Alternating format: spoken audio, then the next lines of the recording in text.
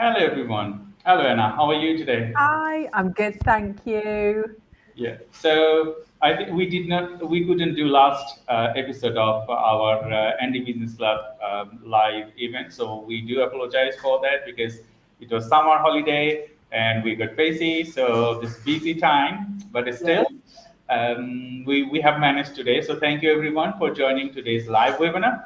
I'm Dr. Shah Siddiqui and I have Anna Bravington with me. So today we're going to be discussing personalized marketing, isn't it, Anna? Yeah, absolutely. And in particular, like AI, the AI side of it, which is a hot topic at the moment. One of my personalized marketing is one of my favorite things because every stat tells you, particularly as the younger generations come on, that that's what people want. They want stuff that is tailored to them, that is not random. So this is going to be such a good topic. I totally agree with you because, you know, before AI kicked in last couple of years, people used to, struggle, something like that. As a neurodivergent person myself, I also struggle in different ways. But when we got the AI, Mm. some of the things that we think that okay, it's like multiverse, it's just like multi things that our brain, three-dimensional things, all those things came alive. What do you think? Yeah, absolutely, absolutely. It just before we started, I was talking about all the things that our AI is opening up, wasn't I? Of all these ideas I've got. Oh goodness, don't give anyone with ADHD like me AI. The possibilities are so endless, aren't they? Of what you can create and do with it, because it's just so broad. So I'm so excited about the technology, but I have got now about 6 projects going on at one time because I want to do this with it and I want to do that. I was just saying to Dr. Shah, I'm creating an Anna bot because I want to put all my knowledge into Notebook LM and use it as a little sort of query bot that my community can use. And it's things like not just helping me, but helping my customers as well. How I can use it, but because it's so broad, it's quite daunting as well, isn't it, Dr. Shah? I totally agree because I was talking one of my business partners, okay, and he was saying that I have lots of ideas, okay, and Mm. when you write it down, my ideas is dumped on a piece of paper, so my brain is empty, so I can generate more. When AI kicked in, I also had the same thing that lots of ideas, but when I dump that on I cannot do it on a piece of paper because I'm dyslexic. So what I do, I dump on a Excel documents or a digital documents. But after, when AI kicked in, now I dump that idea to my AI engine. Yeah, same, exactly the same. I've got little folders of lots of different chats where sometimes it's not gone anywhere, but I love that, like ChatGPT. I love it where you can do a project, so you can just dump some ideas, and then when you're doing a future project, it remembers them, and then it can reference them as well. So it's absolutely brilliant. Mhm. And when talking about as we you are in marketing and we also do marketing, and when is marketing we do marketing is most of the thing people sometimes they don't get the essence of personalization because Yeah. when you do marketing we think that everyone is our customer, but that's not true. Yeah. Mm. Yeah. Marketing your company and the market persona is has to be aligned. Why? Because I have a test, and that test is not for everyone. That test for specific people, they will nurture your idea to the next levels, Mm. and that's why you need personalized marketing. How do you feel about that? Yeah, no, personalized marketing is one of my favorite things because exactly that, because people, when they try and market to everyone, like I feel like the marketing becomes very generic.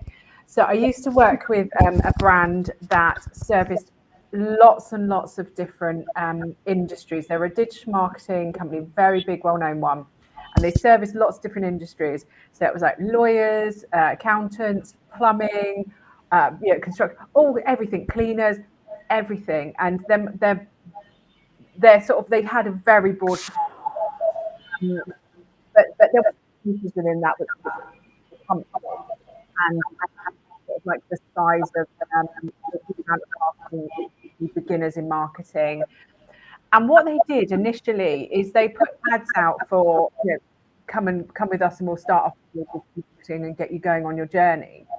The problem is, like, it was just pictures of people, just random people. So it could be a plumber or a lawyer or something things. But the thing is, what we do is we really resonate with stuff that looks like us and sounds like us. So if you're a lawyer and you see a picture of a plumber, you're like, oh, well, I'm not in the trades. It doesn't resonate with me. It doesn't, that ad doesn't resonate with me. Whereas if you see a picture of another lawyer and a testimonial from a lawyer popping up on your marketing, you resonate with it. And there's a lot of, I can't remember what the psychology is called, but it's around these sort of groups that we associate in life with. There was a really good example of, I think it was HMRC, where when they were trying to get people to pay their tax on time, what they started doing is saying, people in your like area, or it was your postcode, paid their tax 20 days early. And because that was our sort of one of the groups that we belong to, which is people local to us, we were like, oh, well, if everyone else does it, oh, I better do it. Yeah. And the same with lawyers. If you're a lawyer, you belong to the sort of lawyer. So I'm ex-marketing. I'm in the groups like mums and marketing. I'm mum and I'm marketer. That's two of my groups, like my little groups of who I identify with. I'm neurodivergent, so that's another group that I identify with, and we've got to find people's little who they identify with and what their groups are, and sort of show that we are for them. I mean, it's like you wouldn't put pictures of young people if you were selling retirement housing, would you? You've got to find your little segments and that. I totally agree with you because, when someone starts present days, there are many, many marketing companies, thousands even, more than that. And everyone has a different niche. But, working in the marketing for last 20 years, more than 20 years, when I started as a newcomer back in 2005, 2006, I thought that, okay, I'm for everyone. I'm going to serve the world, change these things. But, after working 20 years, I found my niche thing. Like, okay, no, I'm not for everyone. Okay. I'm just for particularly these guys or these guys or these guys. And I would only support these guys because they will understand my mentality. I will understand them properly. And when the matchmaking is done, we will serve each other very well, isn't it? So today, as personalized marketing, we're going to be talking about AI, how they can improve your personalization, how you can search for your new clients, okay? How you can be very focused and then create your momentum. We have a message from John, and he said, always an interesting topic, as you know, Nana. I am becoming more worried and cynical about where this is all going. Oh, so John and I had a talk. He's been talking about things like Sora and AI in video a lot recently, with how real some of these things are getting. So things like deep fakes and etc. How AI is being, it's getting amazing. It is really getting amazing, but there's this worry of it can now replicate your voice. It can now replicate you on video.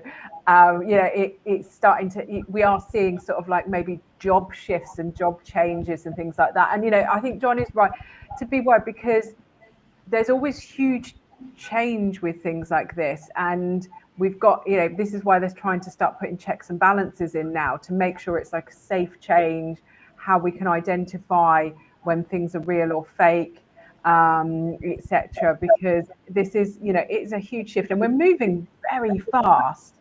There's a really interesting story in Matthew Syed's Rebel Ideas. I know I quote this book quite a lot, and it talks about the Industrial Revolution and things like that. And it talks about when we moved from steam power to electricity, and they expected it to be a quick move, but it wasn't, because really people were really cynical about electricity. So actually they stayed on steam power, and it actually delayed sort of like the evolution of what we do for quite a long time, because we didn't embrace it.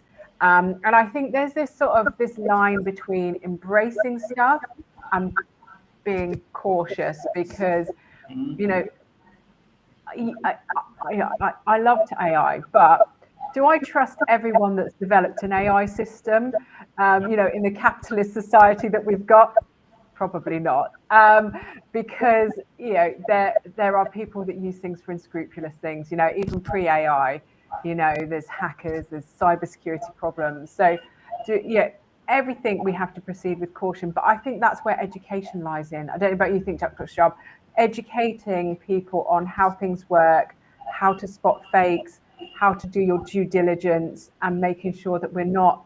I think, John, you might have mentioned this before as well, where we're outsourcing our brains sometimes to it. I know Mark Schaefer, the author, he talks about it in his How AI is Changing Customer Behavior book, which is around people's behaviors actually changing because of AI. So there is some education bit, I think, there definitely, but that's why we do these, isn't it, to sort of teach people how to navigate these topics. I totally agree with you, because we have done last year, we are doing this year, and this year also we are just finishing this year in next 2 months, 3 months time. And we talk about marketing, we talk about personalization, we talk about Andy mentors, Andy special business people, entrepreneur, and all those things we talk about. And the core motivation for us to engage people, to support them with understanding of knowledge, how diverse people are and how they are changing. I have found few things working with people after the AI kicked in. People normally, some of them were very afraid. They didn't know what to do, and some of them utilize it in a way it shouldn't be like that. Some people, they utilize it better. Okay, Yeah. so we talk about I think one of our programs that you can utilize AI, but you have to have human thinking on that. You have to have personalization in there, because AI, they understand what you are doing, what you wanted to tell them to do, but they don't understand the heart, isn't it? They don't Yeah. have that. So when you write something, personalize it, to make it yourselves. As an academic myself, we always tell people that you're going to be always stealing things from other writers, but recognize them, refer them to your literature, you Yeah. know, praise them for their work. And then when other person is referring you, you're going to be that writer that you thinking that you are. So in AI and all personalization, all things, I think,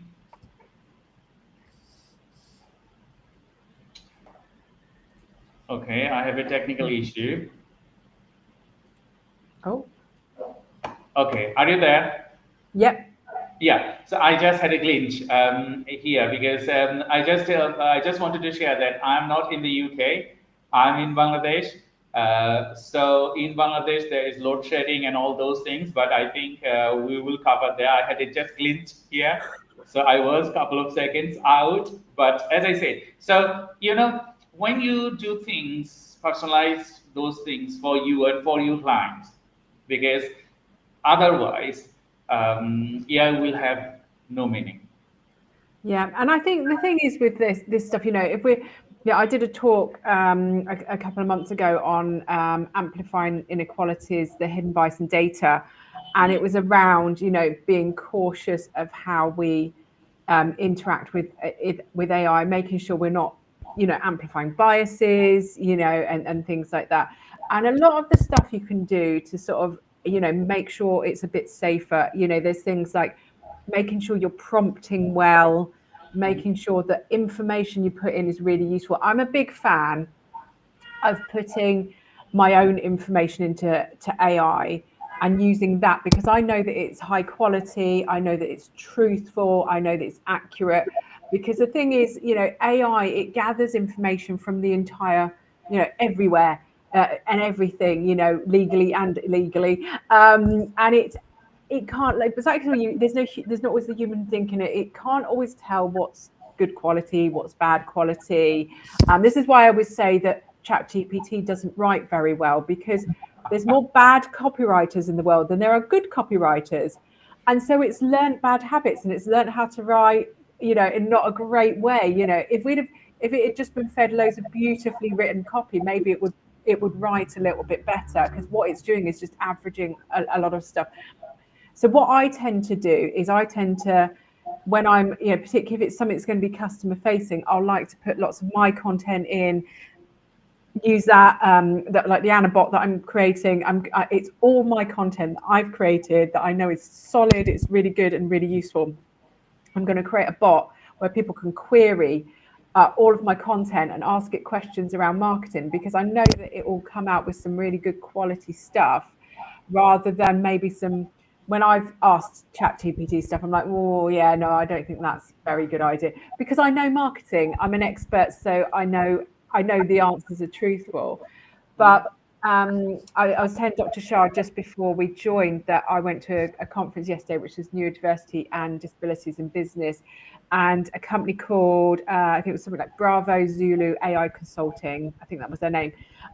They did a nice little app which used ChatGPT as the base, and it was a customer-facing one for children, like special educational needs children, like my son, parents of children that needed help in school and needed to find out about, schools and SEN, EHCPs, etc. And what they'd done is they'd been given this huge, big document base of from the council, proper, local, good quality knowledge and they'd put it into this GPT, and that's what it queried. So you could voice ask it, or you could type in, and you could ask it, how do I get my son sent to a SEN school, or who do I need to ask for this, or what do I need to fill in for this?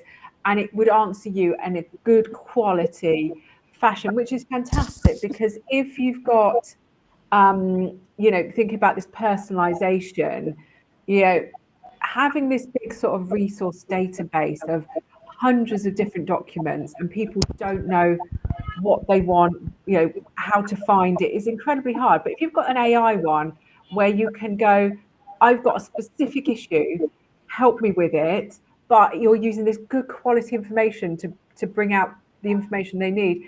This is like the absolute brilliance of AI. It's that very personalized response marketing to specific questions, specific needs. And I love that example. I wish that was around when I was first navigating it. Mm-hmm. I totally agree with you, Anna, because I just wanted to share one thing. I think this is very important. As I utilize AI, and that's most of the people utilize AI, academics, non-academics, marketing people, business people, everyone. So I think I have another glitch, and we can still see you, luckily.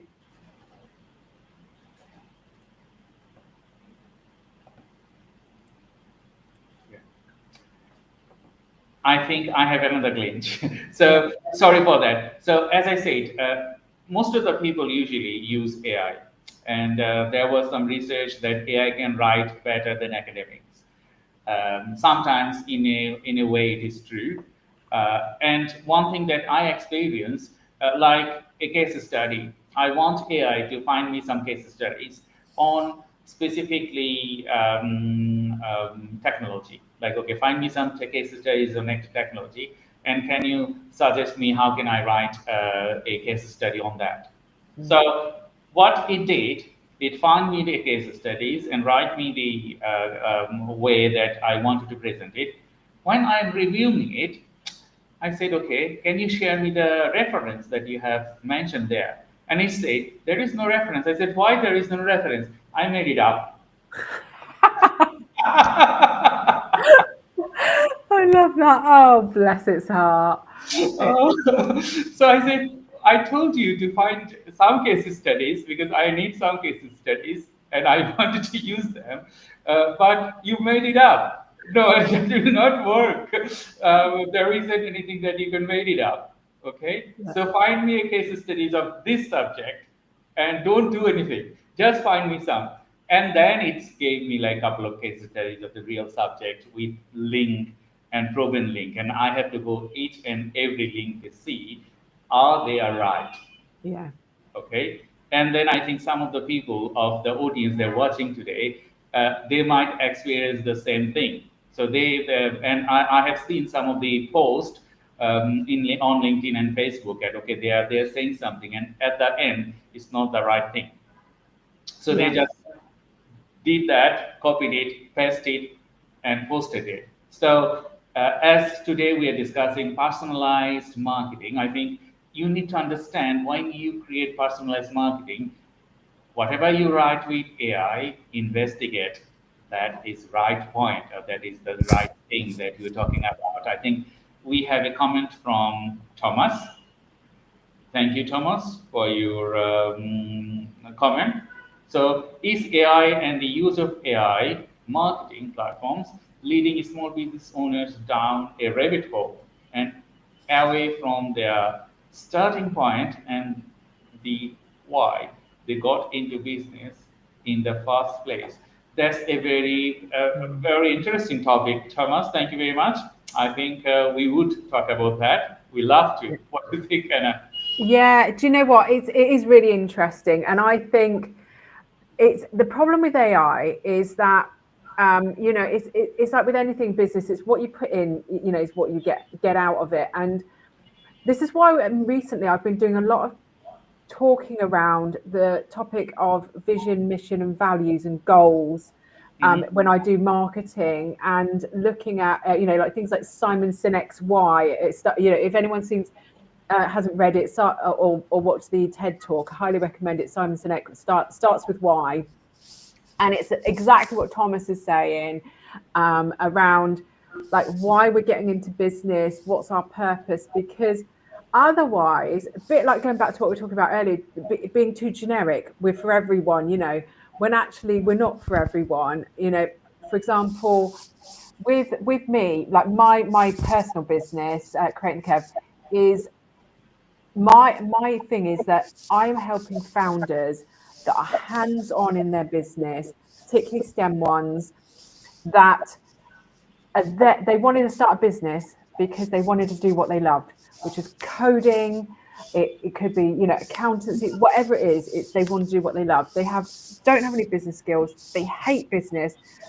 In fact, when I did a voice of customer research recently and looked at what people think about it, and they were like, "I hate marketing," all in capital letters.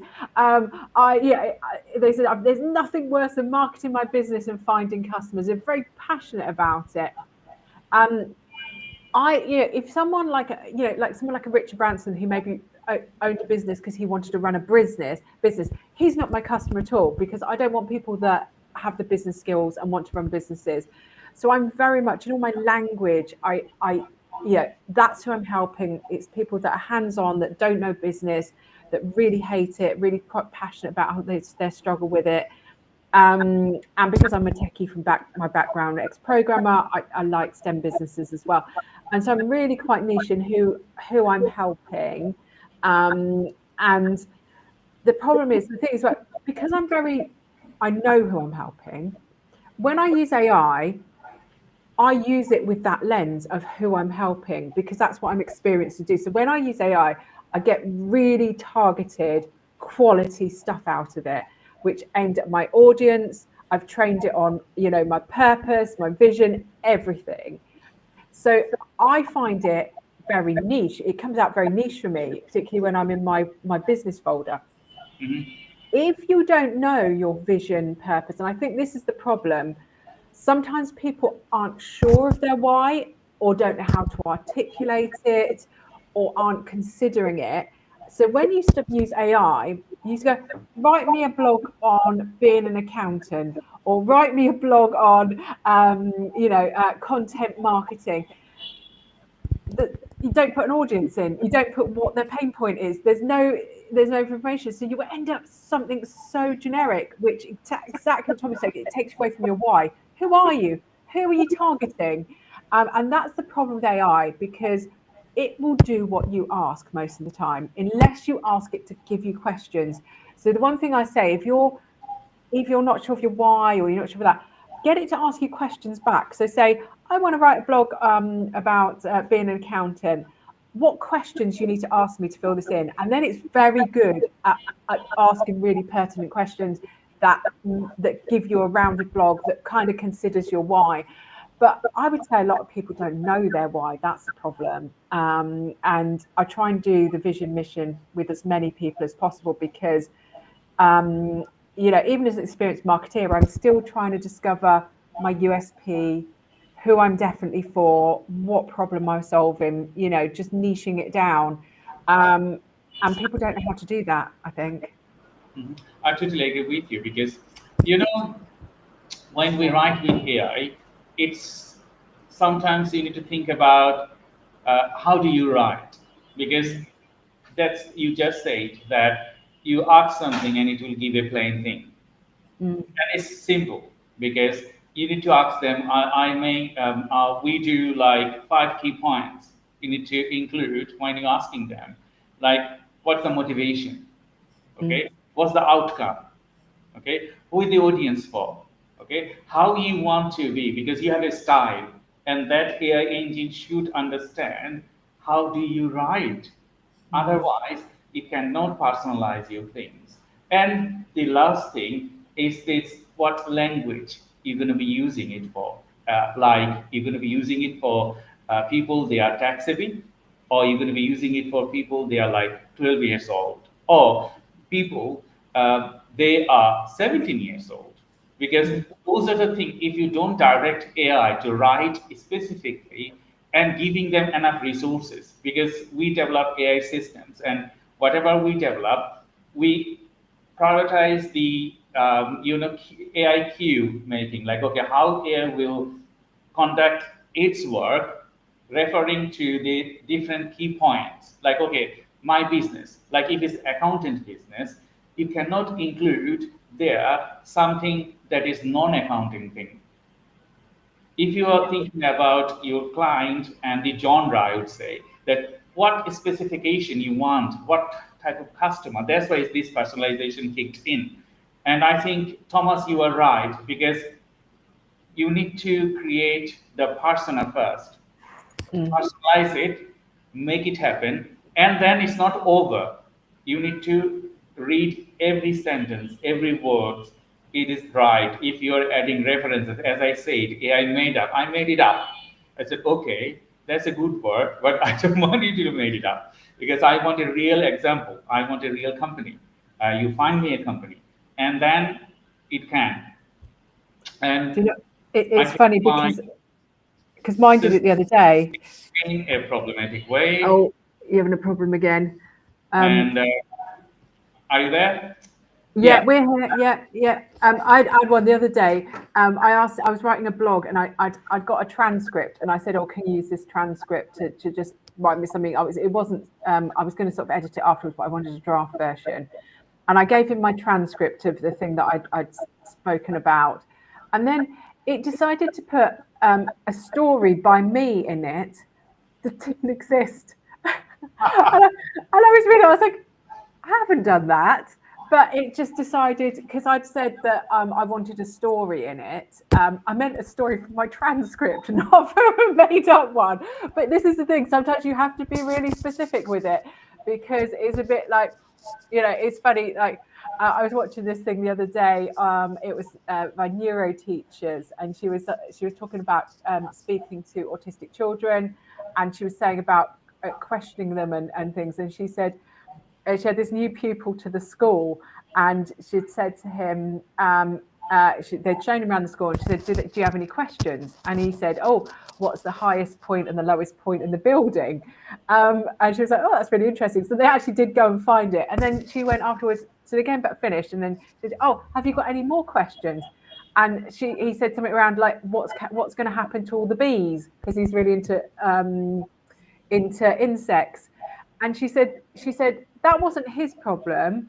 I just asked him, had he have any questions? She hadn't put any context behind it or any reasoning behind it. And this is what we do. Sometimes we make assumptions when we're speaking to people that they know what we're talking about. And AI is very similar. We think we know what it's going to talk about. So we tend to make our prompting too open-ended, don't we? And not enough information in there, when actually we should be questioning it, giving it information and making sure we're not making assumptions.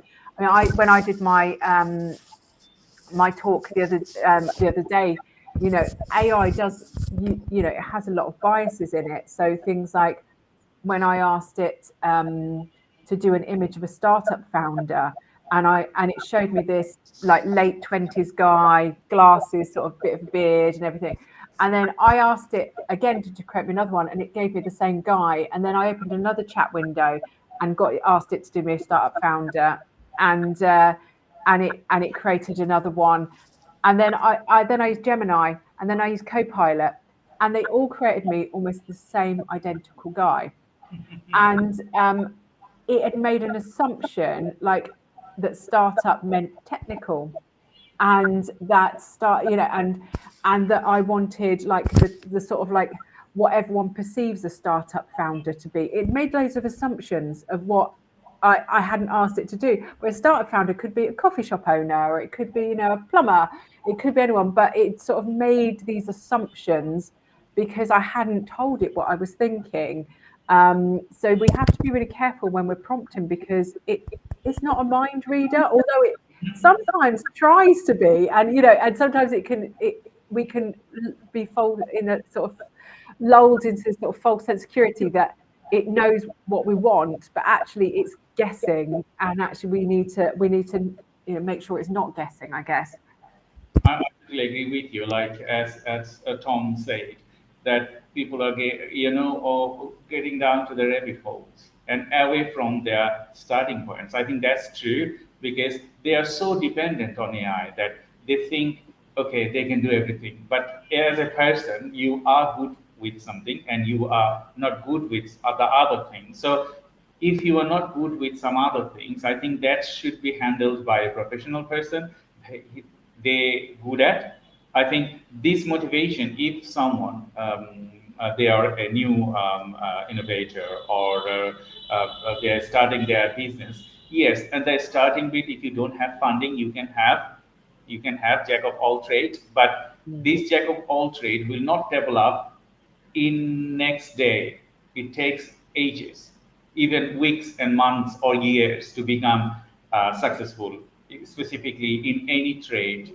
And if you cannot do it, you have to seek professional advice, professional people to do that work for you. Some people, they are multitasking, but you have a limit. I understand. I'm multitasking, but I have a limit. So I used to do a lot of marketing beats on all those things, but now I cannot do it. Why? I'm concentrating to develop my skills to the next dimension. So if I wanted to consider to the next dimension, then I should work on that, not to do everything, and that not possible, and it's not possible. So thank you, Tom, for your questions. I think viewers, they're watching today, they will understand it. Yes, you can be a jack of all trades, but think about your business growth and your focus point, as well as all the things that you wanted to achieve. You wanted to achieve everything by yourself, you can't. That will never work. Yeah, and do you know what? For me, AI it's my stopgap between, it's that gap between doing everything yourself and being able to hire people. Mhm. That's the, for small business owners, that's a really good place that it sits, because although like AI helps me a lot with times. It will help me with research, it will help me with loads of areas. And since it's been there, my work, it has definitely eased my workload. You still have that mental load because you still have to prompt AI and think about stuff and do everything yourself. So like, I don't feel like it's a replacement for growth and hiring people and getting staff, etc., because AI can't do everything either. But it's one of those, I feel like it's going to be that change where, because you can't get much grants and funding these days, it's somewhere where that you'll be able to, it's that awkward gap where it's that gap between you on your own and you can't afford to hire anyone.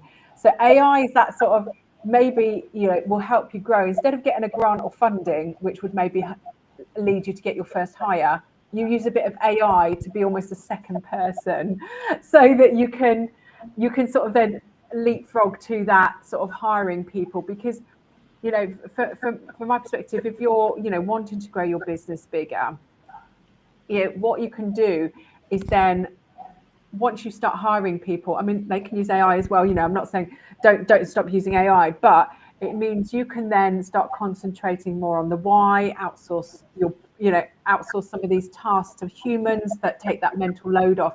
Because I think that's the one thing that AI doesn't do. As a business owner, you need to still know what you need to do, your marketing, your sales, your this, that, the other. It sits in there all the time. And you can't, it's really hard to outsource all of that. You can use AI to execute those tasks, but actually knowing everything you need to do tends to still sit in your brain. I still know, I've got to market because I've got my new community. I've got to do this. I can't outsource that. But if actually I've had another person, I probably could outsource my brain to them. So I would say, like, don't use it completely as a reason not to hire people, because you might want to outsource that brain some of your time, so you can go on holiday or stop answering your emails at 12 o'clock at night. But it's that real great bit, that growth section, where you're like, I just need to get enough money to get an extra person. That's sort of how I use it. I express the same thing. So Thomas, I think we have answered your questions. To everyone, today we are discussing AI for personalized marketing. And if you have any more questions, please feel free to ask us. We have a few more questions that already on our panel, and we're going to be answering those very soon. Today, I'm Dr. Shah Siddiqui, and I have Anna Bravington, and we are discussing personalized marketing. And we're going to be answering all of your questions if you have any. We are nearly end of our session, but we have another 15 minutes so on, and we're going to be discussing more on how you can create personalized marketing. So next question from Muhammad, Farguddin. How AI changing the way brands understand and predict customer behavior in real time? That's a good question. Do you know what? I'm doing a data analyst course at the moment, HTQ in data analyst course, and it's interesting. We've just sort of covered some of this, in that one of my areas that I think it's really good for is understanding qualitative research. Because quantitative research has always been reasonably easy to understand. You can plug it into a dashboard, you can see all the data and graphs. But for me, it's changed the game on qualitative research, which if anyone's listening doesn't know, so quantitative is like the numbers and figures. Qualitative is more the the statements, the customer reviews, things like that. So what I love is how this is changing the game, because I remember before, you got loads of testimonials and you read through a few, and if you're a big company in particular, there's too many to read through, and you're like, oh, I'm trying to get the gist of this, but it's too many. But that's where the gold really lies, because when people spend time leaving a review or some feedback, it tends to be having those little gold nuggets in them. This is why one of my favorite things that I do for small business is I do customer interviews, because you get the little, I wish they did this, or I have a real problem and it's this, or there's something that always comes out in the conversation. And I find in like the reviews, the comments people put, that's where real gold comes out. And it's previously been really hard to analyze that and consolidate it, and also see patterns, because sometimes these sets are so vast of information. I mean, one thing we used to do when I used to work at Game is we used to have to narrow it down, because this is pre-AI really, is what we would do is we would just have a diverse customer panel, which was maybe like 20, 30 people, and we would use their insights. But then once again, it's a small pool, because that's how you coped with that qualitative research. But now, you see it on Amazon, at the top of the reviews, it says, customers, this is a summary of customer reviews. And, lots of people have connectivity issues, but they like the price and they like the look of it or something. That sort of stuff is becoming amazingly useful. So that's where I think that understanding, predicting customer behavior, I think that side of it is really coming into its own, because with that stuff, people are telling you how they're using products, they're telling you what they want from services, they're giving you the insight that you wouldn't get from just a tick box or a bit of information data. So that's my thoughts. I think it's brilliant. Yeah, because as a data scientist myself, we play with data, and without data, AI is nothing. So when you have data, millions of billions of data, AI can give you prediction. AI can play with that. So when you talk about customer behavior, like Anna mentioned, qualitative and quantitative research, and as well as lots of data that it can skip through. As a human being, you can maybe read 10 or 15 or 100 reviews a day. But if you have a website and that website has millions of customers, targeting, like you have product, you have messaging, you have a lot of other things, you have reviews, people are clicking same time, maybe a million people clicked at the same time in different pages or same pages. Without AI, you cannot track them, you cannot it's not possible with a human. So AI is making these hell of things very easy, because it can track millions of data and millions of things. uh, like if you go to Facebook, if you browse something, maybe you are browsing something, a blender, and if you come out from there, you go to a website, and you will see the AdSense blender there, and it could be anything. It in a second it captures you, and if you're visiting somewhere else, captures your IP, and if you are going somewhere else, it's showing you like, okay, you are interested on that, so why don't you see it? So you can see that milliseconds it can capture human behavior. Doesn't matter any platform that you go, like big corporation, they have AI embedded behavior bots and system, so that like if you go to Google or YouTube or any other big corporations, they will capture your behavior, and that behavior will transmit to other applications as well. If you go to maybe you are going from Google to Facebook or Facebook to Google or Microsoft, they are all interconnected. They are all interconnected. So everything they do is just like analyzing your data, just like analyzing your behavior, what you want, what you're looking for. If you're sad, if you are happy, if you need something, if you are making a big argument, they knows everything. The one So thing yeah, The one thing I really like as well is the fact that sometimes in marketing you can have lots of data that's from different sources, can't you? And like, for example, like if I have customer reviews and then I've got like how people use the website, and sometimes it's really hard to compare the data to see if there's a pattern between the two or a connection. But things like AI can really start bridging that gap, because they might see people commenting that like they didn't like the website and they struggled to check out, and then you can AI can also look at the data on the how people use their website and see how that actually they stopped on the pre-checkout page or something like that, and it can connect both of them together, can't it? So it's this sort of being able to spot these huge patterns between stuff that maybe to us doesn't look linked but actually is.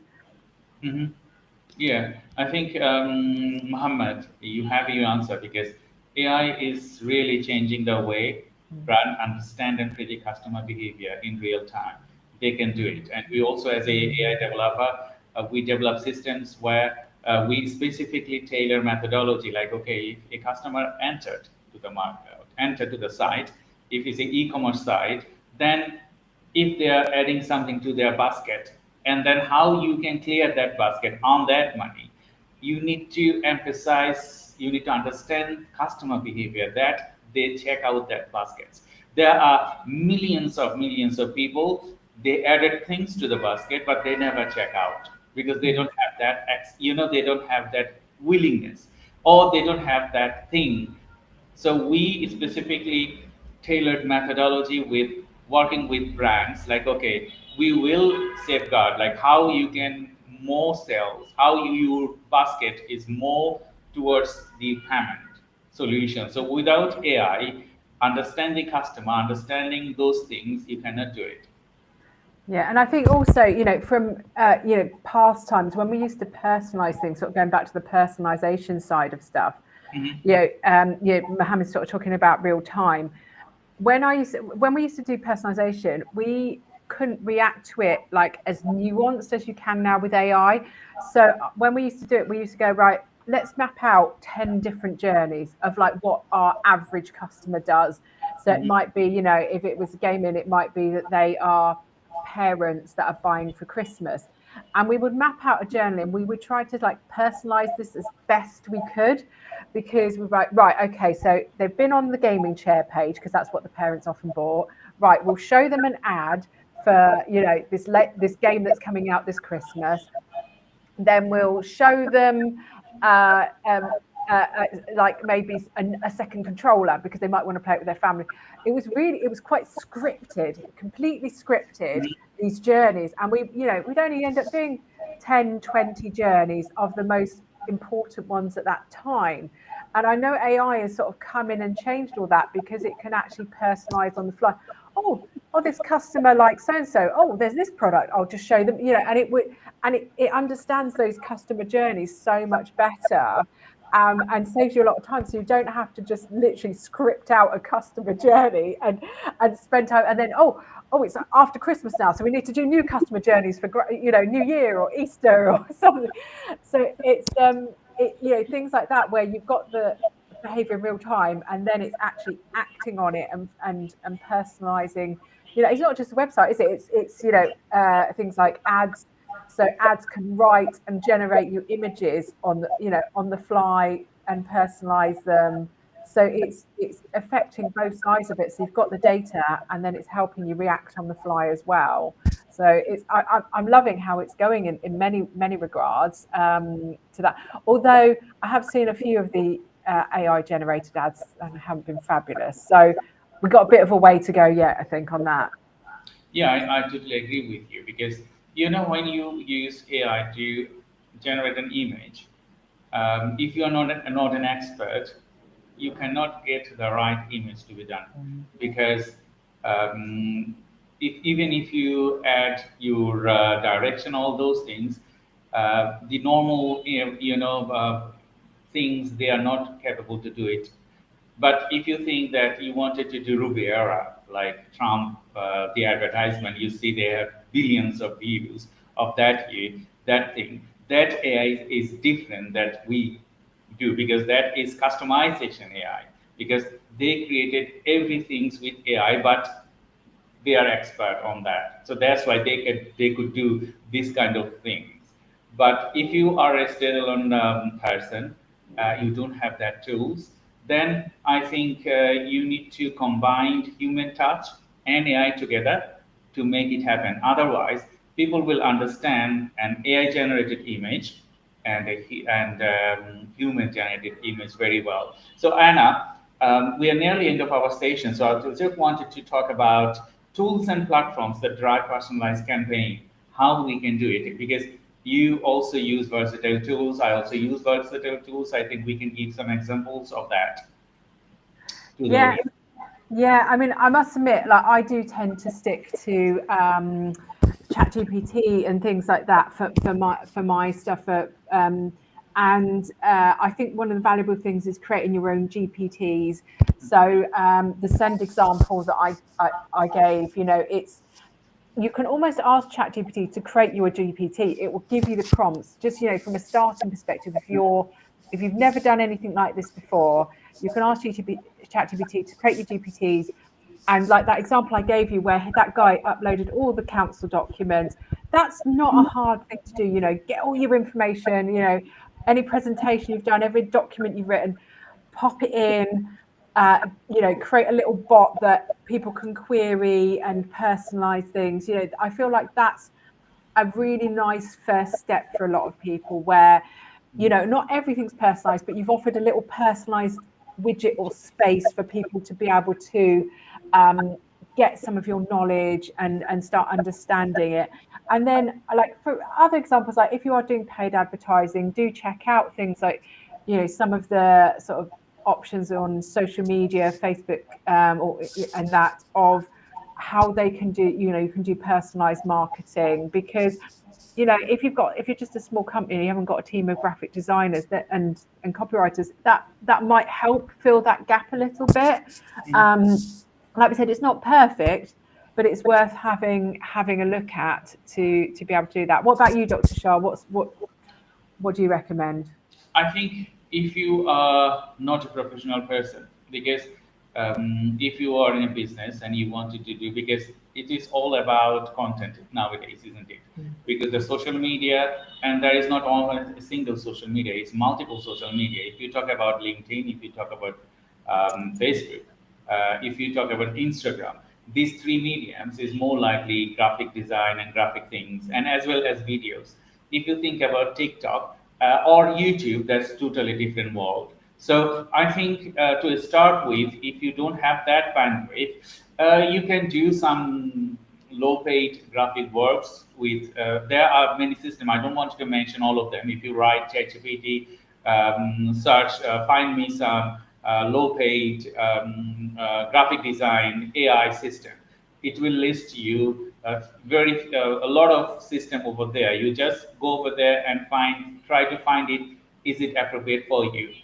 And then, if you are semi-professional or full professional, like you have expertise on graphic design and content writing, all those things, you can improvise those things, because most of the time we use Adobe software, and as well as other mainstream software. Canva is a good thing, because they have tons of things over there. So you don't need to create anything by yourself. You can copy them, and then you can personalize it, and you can use them.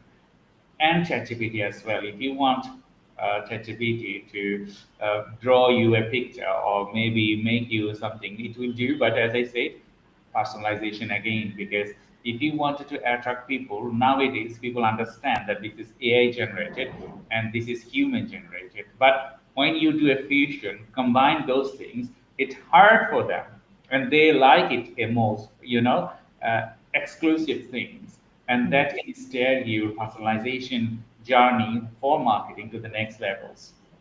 Yeah, I think it's going back to what Thomas said as well, isn't it? That why, when you're picking a tool, make sure you know why you're doing it. What's the purpose and what's your goals? It can be, I get shiny object syndrome.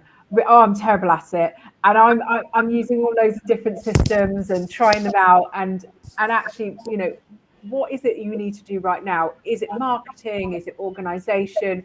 What is it that's important to you? Because you can try lots of different systems out, but actually you need to start moving forward and growing. So I would be really careful, what are you doing? Why are you doing it? Who's it for? And ask all those back to those basic questions, because they're really important, because we can easily, as business owners, get sidetracked. I know I certainly can. But I know that it's not just exclusive to us ADHDers either. There's all this exciting stuff going on, and we can easily spend hours tinkering our website instead of sending marketing emails out. So just be careful. I totally agree with you, because not only you could post just for posting. No, don't post anything to your social media if that is not a habit. And you also need personalization, because You can try, if you are not a regular, if you are not regular on LinkedIn, you can try posting now and then. You will not see that your account is growing. It has to be a habit, continuous habit. Like, okay, Monday, Wednesday, Thursday, you Monday you post about attract. Wednesday you talk about nurturing, and Friday you talk about attracting people. So converting people. So attract, nurture, convert, and in between those days you need to make it personalization, like the people you meet and those things. People want to know that what you do personally, who do you talk to, and how do you talk to them. Those information, if you don't include on your LinkedIn or any other social media, then the account will not grow. It's just like a thing that you can practice yourself, because most of the people, they think that, okay, if I post, my account will grow. No, if you post now and then, your account will not grow, because LinkedIn also has an algorithm. Like any other medium, they have a specific algorithm to get you out there. And if you are not regular, they will not prioritize you. They will prioritize those people. They are regular and they have depth. That's another thing. And the why, as we said, you have to have a why. Like, who is it for? It can be everyone. It has to be someone, just your business, that you wanted to do your business with. That it has to be. Yeah. Yeah. Yeah, So absolutely. we are nearly end of our session, Anna. At the end, do you want to share anything to the audience? No, do you know what? I think that AI is a really interesting journey, but you don't have to do it alone. Like, there's loads of us that are AI enthusiasts and we love talking about it. So, if you're sitting there doing AI, and have a look at different platforms and you don't know what to do, then, definitely reach out to us. Or, there are lots of little AI groups around, communities where people are loving talking about it. I'm a big part of Mark Schaefer's Rise community, where we do loads of AI in there and future thinking. So find a few people that are interested and share stories, because that's how I've learned a lot about AI. Talking to friends like Dr. Shah, or through my communities, and I pick up stuff all the time and go to events. There's loads of AI events on everywhere all the time. Go along and find out. I mean, we've got someone here at the set coming here to the centre, and he's just going to do like basics, like how to respond to customer reviews with AI and things like that small businesses might not get time with. So have a think about like how you could not do this alone. I totally agree with you, because you know you are a particular business for a particular reason. Think about what you wanted to do and what you wanted to achieve for yourself and for your clients. Because if you wanted to achieve for yourself, you're not going to get any client. It has to be a combination of both, that you succeed someone and you get the benefit out of it. Because you have to see people with other people lenses. Otherwise, it's not possible. Like Anna said, because we discussed it last time, that you need to see you from behind the jar. If you're Yeah. in the jar, That's John Asperian, who's on the who asked the question earlier. That's what he that was where I first heard the saying, can't you see the label from inside the jar? yeah, So yeah. So you need to see what your audience are looking for, and not everyone looking for. Targeted, niche, why, and then utilize them to grow your network and see who is the right people. You might go to here and there at the beginning. That's okay, because otherwise you will not find niche people. You can go with them, meeting, booze, drinking, socializing, all those things you can do to get your desired things, like the pain point, and how you can serve them to, overcome their barriers. Then, as a business person, you will get your success. Otherwise, no. love it, love it. So, thank you, everyone.